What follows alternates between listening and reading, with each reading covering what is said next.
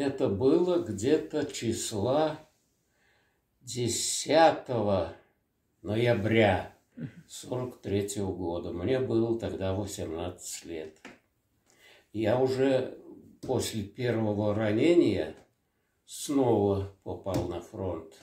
Первый раз меня ранили на дороге Харьков-Донецк. Мы освобождали эту дорогу. Вот меня первый раз там ранили.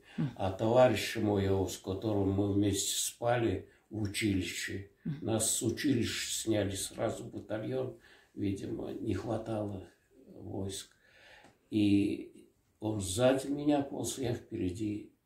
Он крикнул, я подполз, ему прям в сердце попала пуля. И все, я его положил, как положено, все. Глаза посмотрел, руки сложил ему. А сам пополз, меня через полчаса тоже с ружьем, говорит, я буду стрелять, противотанковое ружье, пятизарядное Симонова. Я буду стрелять, а кто-то должен впереди меня встать, и ему на плечо ружье положено. Ну, тут все приказом он не хотел делать, чтобы это. Ну, я гляжу, я всех моложе.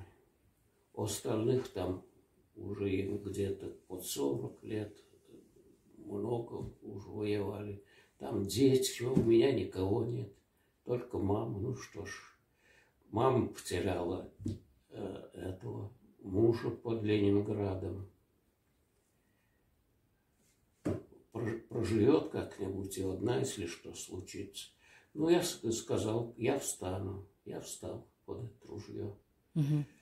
И он удачно несколько выстрелов дал, или он, может, и другие еще стреляли в это время, помет подожгли, и пулемет перестал стрелять.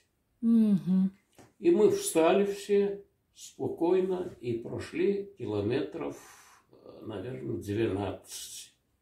В нашей деревушке, на самом любимом месте, нас фотографировали. Кругом у нас лесочки. Это где?